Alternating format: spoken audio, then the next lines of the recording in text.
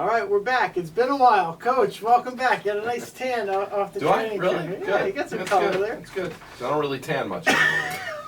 Well, we're back for a weekly edition here of the Tim Quill Coach's Corner. Coach, welcome back. Thank you.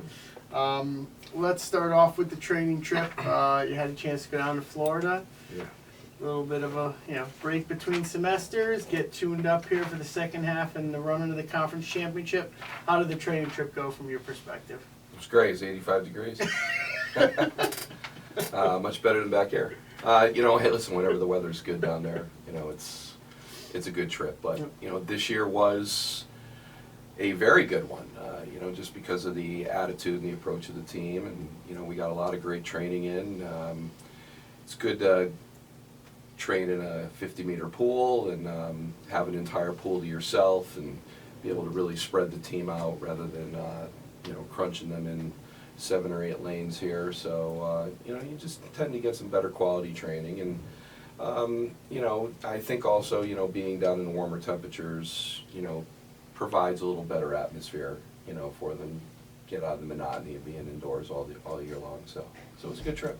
Now, for the casual individual who's watching this who may not be familiar with what the training trip entails, or for a prospective student athlete who may be curious as to what goes on, can you talk about it from a structure standpoint Sure. and a team building standpoint on what you try to get accomplished during that time down there? It's primarily double sessions. We train 7 to 9 and 2 to 4, and that's the swimming portion. The divers have a different time schedule, and they do train at a different facility. The swim team trains at Pine Island Aquatic Center in Davie, right across from Nova Southeastern University, and the divers train at Plantation Aquatic Center. So it's a double session format. Usually long course meters in the morning, yards in the afternoon, and we do give them a break every 3rd or 4th workout.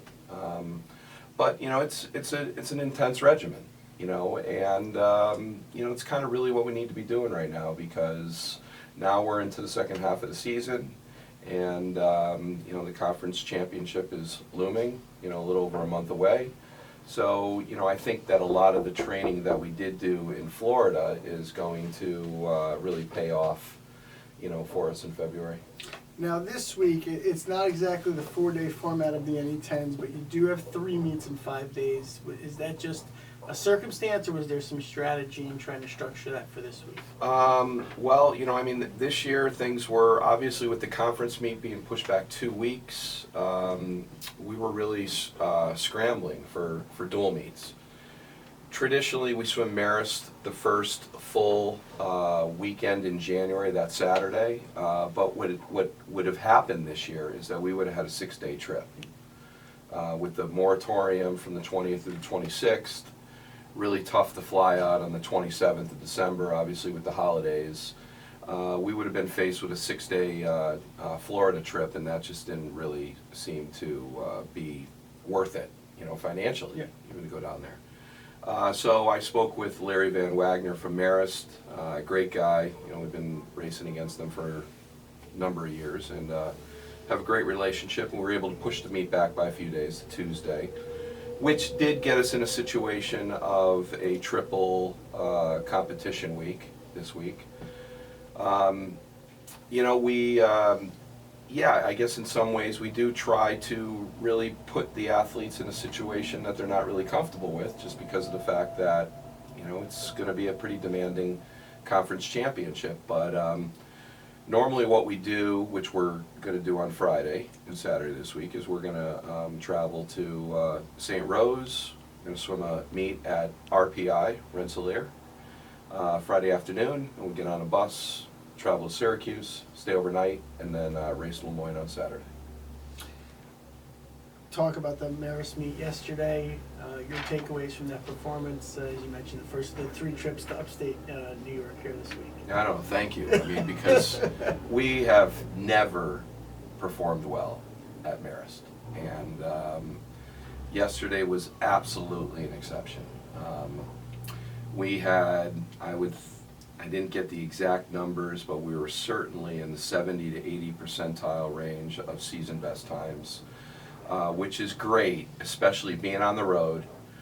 Swimming in a pool that we're not really comfortable with, very shallow pool, very narrow type pool, and then swimming up against a better quality program. So, you know, to have our team go up there and perform the way they did and keep their mindset and, you know, execute their races the way that they did really, really sets up well for the end of the season.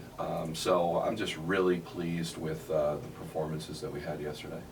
And again, you touched on it heading in this weekend, St. Rose and Lemoyne. What do you hope that the team can accomplish from those two meets? Well, you know, our two Northeast 10 teams, you know, we don't really get an opportunity to race teams in the Northeast 10 in a dual meet setting. I think this will be a good opportunity for us to, you know, feel them out a little bit and, you know, see what type of programs that they have, you know, and get more into that conference type of environment, which, you know, I think we really need to be thinking about right now. You know, I mean, with a little over a month to go, I mean, the conference meet's right around the corner. All right, well, Coach, thanks as always for taking the time. Good luck this Sorry weekend. about the phone, I can hear it. That's all good. Thank you for tuning in. Have a great week, everybody, and we'll check in again with Coach Quill next week for the next edition of the Tim Quill Coach's Corner. Have a great day, everyone.